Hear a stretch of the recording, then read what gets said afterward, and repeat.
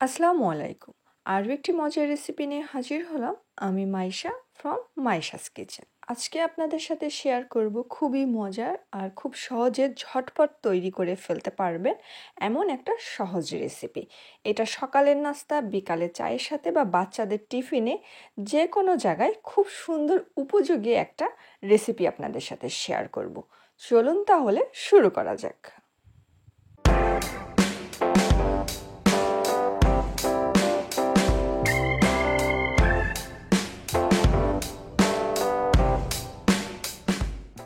প্রথমেই কয়েকটা সেদ্ধ আলু নিয়ে নিতে হবে।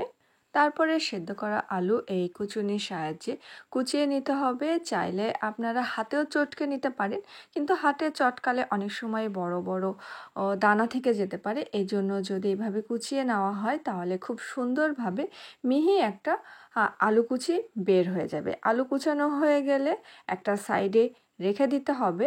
তারপরেই নিয়ে নিতে হবে একটা বাটি। বাটির মধ্যে প্রথমে আমরা দিয়ে দিব হচ্ছে আটা বা ময়দা, যেটাই বলেন। এখানে 1 কাপ পরিমাণ দিয়ে দিতে হবে। তারপরের মধ্যে দিয়ে দিব কিছুটা ধনিয়া পাতা কুচি আর কিছুটা পেঁয়াজ কুচি। এটা হচ্ছে আপনাদের পছন্দসই কম বেশি করে নিতে পারেন। দিয়ে দিতে হবে স্বাদ মতন লবণ, সামান্য হলুদের গুঁড়া, অল্প মরিচের গুঁড়া। এখানে হাফ চা চামচ মরিচের গুঁড়া আর হাফ চা চামচেরও কম হলুদের গুঁড়া, হাফ চা চামচ ভাজা জিরার গুঁড়া। আর এটার বিশেষ একটা উপকরণ সরিষার তেল, এটা অবশ্যই দিতে হবে, এটা মিস করা যাবে না। এতে করে ফ্লেভারটা খুব ভালো আসে। তারপরে এই শুকনো উপকরণগুলো প্রথমে একটু ভালো করে মিশিয়ে নিতে হবে।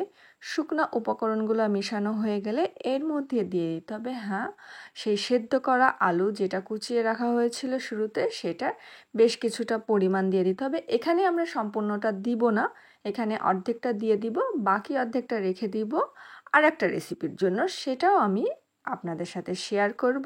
একসাথে আজকে 2টা রেসিপি আপনাদের সাথে শেয়ার করে দিব। এই অর্ধেকটা রেখে দিলাম। এখন এখানে অল্প অল্প করে প্রথমে শুকনো অবস্থায় মাখিয়ে নেওয়ার পরে অল্প অল্প করে পানি দিয়ে এটা হচ্ছে খুব সুন্দর একটা বেটার তৈরি করে নিতে হবে। যাতে করে এমনভাবে একটা গোলা তৈরি করে নিতে হবে যেটা আপনার খুব অতিরিক্ত পাতলাও হবে না, আবার অতিরিক্ত ঘনও হবে না। একবারে পানি না দিয়ে অল্প অল্প করে পানি দিলে হচ্ছে এটার পরিমাণটা বোঝা যায়।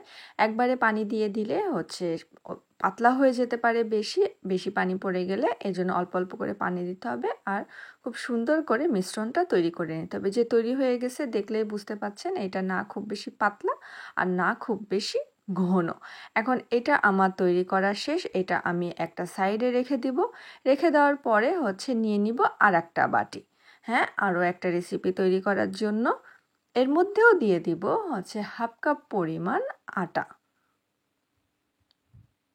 তারপরেই দিয়ে দিব এখানে চিনি হচ্ছে আমি 2 টেবিল চামচ পরিমাণ ব্যবহার করেছি। এটা হচ্ছে আমি যে পরিমাণ মিষ্টি দিব সেই অনুযায়ী দিয়েছি। আপনারা মিষ্টি যদি কম বেশি করতে চান তাহলে বাড়িয়ে নিতে পারেন। তারপরে দিয়ে দিতে হবে সামান্য লবণ। মিষ্টি জিনিসে যদি অল্প লবণ দেওয়া যায় তাহলে মিষ্টিটা খুব ভালো ব্যালেন্স হয়। শুকনো উপকরণ মাখিয়ে নেওয়ার পরে এখন যে অবশিষ্ট আলুটুকু রেখে দেওয়া ছিল, বাকি আলুটুকু এর মধ্যে দিয়ে দিব। দেওয়ার পরে হচ্ছে এটাই শুরুতে খুব ভালো করে মিশিয়ে নিতে হবে। এটা হচ্ছে তৈরি হচ্ছে একটা মিষ্টি আইটেম। প্রথমটা দেখিয়েছি একটা ঝাল আইটেম, তারপরে মিষ্টি আইটেম, আর এটা গুলাতে হবে দুধ দিয়ে। এখানে আমি 1 কাপ পরিমাণ দুধ নিয়ে নিয়েছি। দুধ দিয়ে গুলাতে হবে, কোনো পানি ব্যবহার করা যাবে না। আপনারা গুঁড়া দুধও ব্যবহার করতে পারেন, গুঁড়া দুধ গুলিয়ে, বা গরুর দুধও ব্যবহার করতে পারেন আপনাদের পছন্দ মতন। এখানে 1 কাপ দুধ দিয়ে এখন অল্প অল্প করে দুধ দিয়ে এটাও একটা খুব ভালো একটা মিশ্রণ তৈরি করে নিতে হবে, যেটা না হবে খুব বেশি পাতলা আর না হবে খুব খুব বেশি ঘন। এই যে আমার 2টা মিশ্রণই তৈরি করা হয়ে গেছে। একটা হচ্ছে ঝাল আর একটা হচ্ছে মিষ্টি। এই 2টাই হচ্ছে আজকে আপনাদেরকে তৈরি করে দেখাচ্ছি। খুবই মজা লাগে কিন্তু খেতে। ঝালটাও খুব মজা হয়েছিল, মিষ্টিটা তো আরও বেশি মজা হয়েছিল। তো এখন এই 2টা গুলানোই শেষ। 2টা আপনি দেখলেই বুঝতে পাচ্ছেন। তো এখন হচ্ছে আমরা চলে যাব চুলায় এটা ভাজার জন্য। একটা ফ্রাই প্যান নিয়ে নিতে হবে। ফ্রাই প্যান নেওয়ার পরে হচ্ছে একটু ওয়েট করতে হবে পানিটা শুকিয়ে যাওয়ার জন্য। পানি শুকিয়ে গেলে এর মধ্যে ব্রাশের তেল নিয়ে একটু তেল ব্রাশ করে দিতে হবে যাতে লেগে না যায়। তারপরে যে ছোট ছোট আকারে প্যানকেক স্টাইলে আমরা হচ্ছে মিশ্রণটা দিয়ে দিব। ঠিকই ধরেছেন, আমি হচ্ছে আজকে পটেটো প্যানকেক তৈরি করছি, যেটা হচ্ছে ছোট বড় ও বাচ্চাদের টিফিনে সকাল বিকালের নাস্তায় ঝটপট খুব সহজেই তৈরি করে ফেলতে পারেন। এখন হচ্ছে সামান্য তেল দিয়ে উল্টে পাল্টে খুব ভালো করে ভেজে নিতে হবে। চাইলে এটা আপনারা পরোটার মতন করে বড় করেও দিয়ে ভাজতে পারেন, কিন্তু না, আমি হচ্ছে ছোট ছোট প্যানকেক স্টাইলে ভেজে নিয়েছি। আপনারা আপনাদের পছন্দ মতনও ভাজতে পারেন, পরোটার মতন করেও বা প্যানকেকের মতন করেও। এই যে আমাদের ভাজা শেষ, এখন একটা পাত্রে উঠিয়ে নিতে হবে। একইভাবে সবগুলা ভেজে নিতে হবে।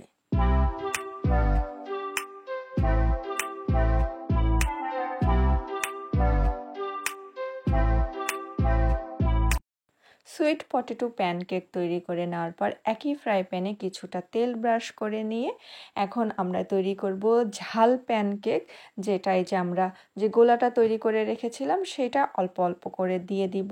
দিয়ে হচ্ছে প্যানকেকের মতন করে তৈরি করে নিব। চাইলে এটা আপনারা একবারে বড় একটা আকৃতি দিয়ে পরোটার আকারেও ভেজে নিতে পারেন, কিন্তু আমার কাছে মনে হয়েছে যে না, প্যানকেকের মতন ছোট ছোট করে ভেজে নেওয়াটা সুবিধা, প্লাস খেতেও অনেক মজা, দেখতেও অনেক সুন্দর লাগে। সবসময় তো পরোটার মতন করে আমরা ভেজেই থাকি, কিন্তু না, আজকে একটু অন্যভাবে আমরা ভেজে নেওয়া আর কি। আর সামান্য তেল দিয়ে উল্টে পাল্টে খুব ভালো করে ভেজে নিতে হবে। এইটাকে কিন্তু আপনারা আরেকটা নামও বলতে পারেন, মিনি পরোটা। এখন সবগুলা খুব সুন্দর করে ভেজে নেওয়া যাক।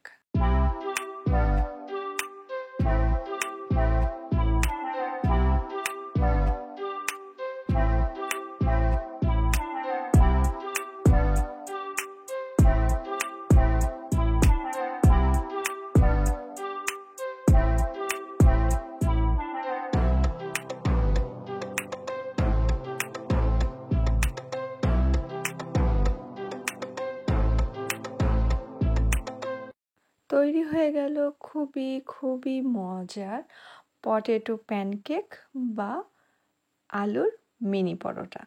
আপনার যে নামটা পছন্দ হয় সেটাই আপনি রেখে তৈরি করে ফেলতে পারেন এই ঝটপট মজার রেসিপিটি। এখন গরম গরম পরিবেশনের পালা। এটা কিন্তু আপনারা খালি এভাবেও খেতে পারেন, বা ঝালটা সসের সাথে আর মিষ্টিটা মধুর সাথেও যদি পরিবেশন করেন তাহলেও কিন্তু অনেক মজার হয়ে থাকে।